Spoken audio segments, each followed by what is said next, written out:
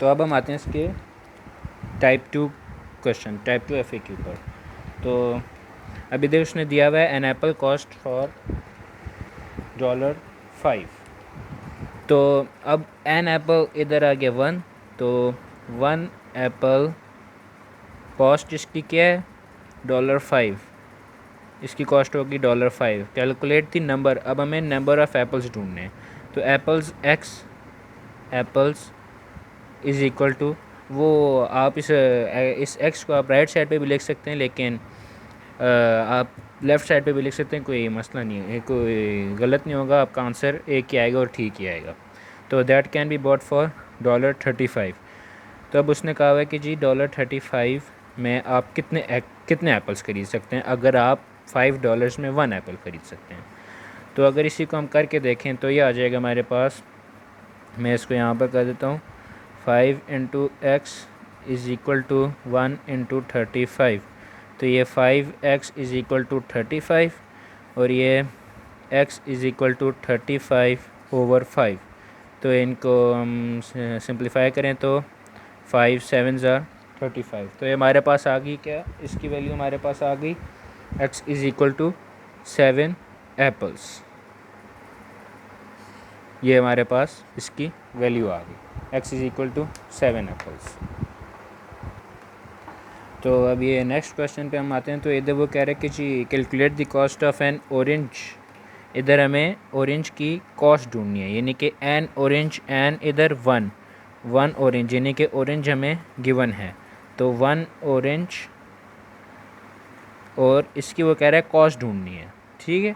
इसकी कॉस्ट तो ये $x हम लिख देते हैं। गिवन दैट अ डज़न और डज़न आप रिमेंबर याद रखिएगा कि जी डज़न का मतलब होता है 12। तो 12 ऑरेंजेस की कॉस्ट हमारे पास उन्होंने दी हुई है $24।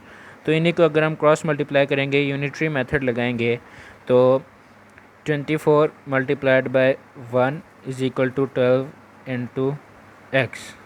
तो ये 24 इज़ इक्वल टू 12x और ये x इज़ इक्वल टू 24/12। तो अगर हम इसको सिंप्लीफाई करें तो 12 1 ज़ा 12 2 ज़ा 24। तो इसका हमारे पास आंसर आ जाता है x इज़ इक्वल टू $2।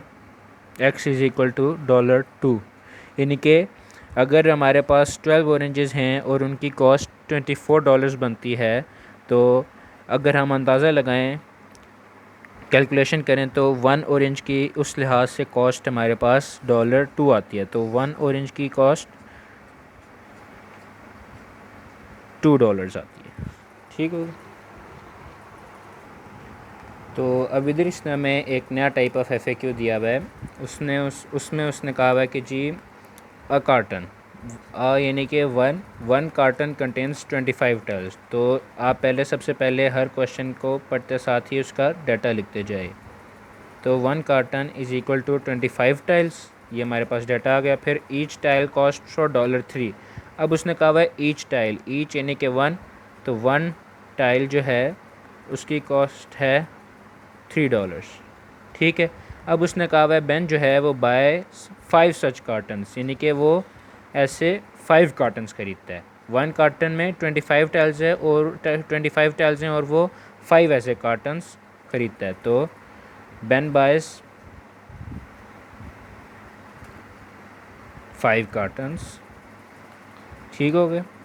अब उसने क्वेश्चन क्या पूछा हुआ है कि जी calculate the cost of these cartons, यानी कि अब हमें इन 5 कार्टन्स की कॉस्ट मालूम करनी है। तो इनकी कॉस्ट को हम ले लेते हैं $x, हम सपोज़ कर लेते हैं। तो ये हो गया फिर 1 कार्टन, जब 1 कार्टन 25 टाइल्स है, 1 carton is equal to 25 tiles.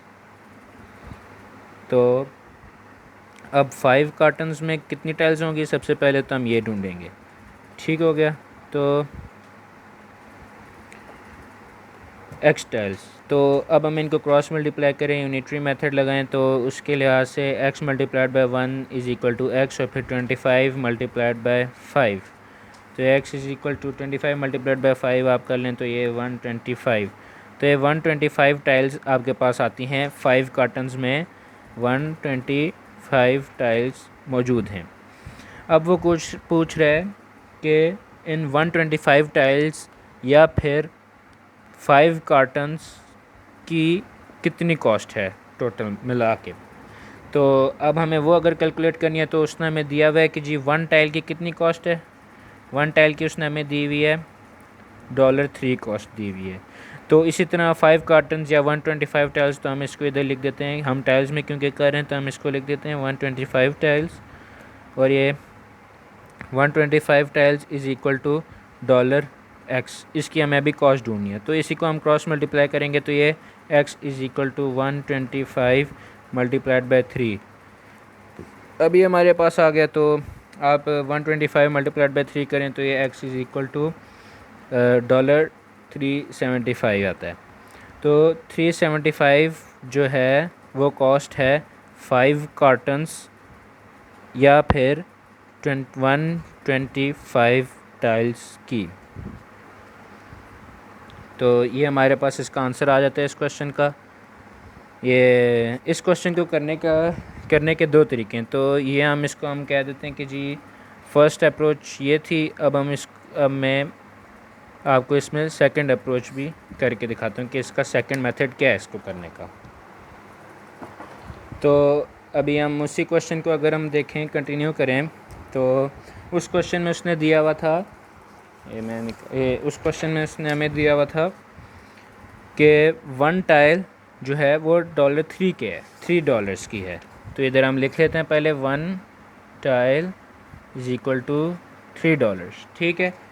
अब और उसने हमें आगे क्या दिया हुआ था कि जी 25 टाइल्स। तो ये हमारे पास आ गया 1 टाइल जो है वो $3 की इक्वल आ गई।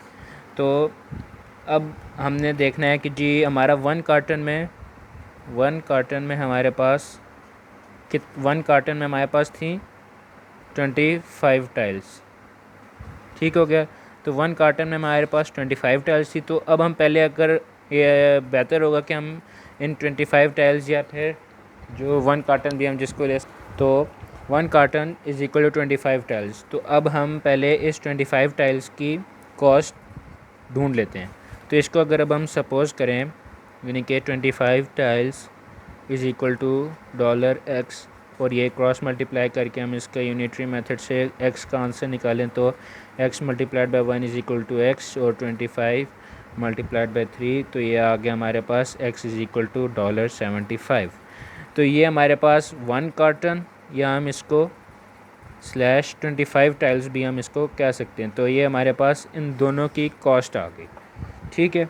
अब जब हमारे पास इन 1 कार्टन या 25 टाइल्स की कॉस्ट $75 आ गई है, तो अब हमें, यानी कि 1 कार्टन इज़ इक्वल टू $75, तो अब हमें क्या ढूंढना था असल में, हमें 5 कार्टन्स, यानी कि हमें चाहिए था कैलकुलेट, इधर लिखा हुआ है calculate the cost of these cartons, यानी कि 5 सच कार्टन्स। तो हमें 5 कार्टन्स की कॉस्ट ढूंढनी है। तो 1 कार्टन की कॉस्ट अगर हमारे पास $75 है, तो हम 5 कार्टन्स की जब कॉस्ट निकालेंगे तो वो $x, अगर हम उसको सपोज कर लें और क्रॉस मल्टीप्लाई करके यूनिटरी मेथड लगाएं, तो x मल्टीप्लाइड बाई 1 x, और ये 75 मल्टीप्लाइड बाई 5।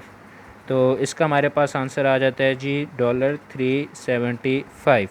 तो ये x इज़ इक्वल टू $375, ये हमारे पास आ गई 5 कार्टन्स या फिर 125 टाइल्स की कॉस्ट। तो ये देखें, आप देख सकते हैं कि ये दोनों आंसर एक ही हैं। इधर भी $375 5 कार्टन्स या 125 टाइल्स का, और इधर भी $375 5 कार्टन्स या 125 टाइल्स का। तो आप जिस भी मेथड से करें, आपको जो सा भी मेथड इजी लगता है आप कर सकते हैं, लेकिन जवाब दोनों का सही आएगा अगर आपने सारी वर्किंग ठीक की है तो।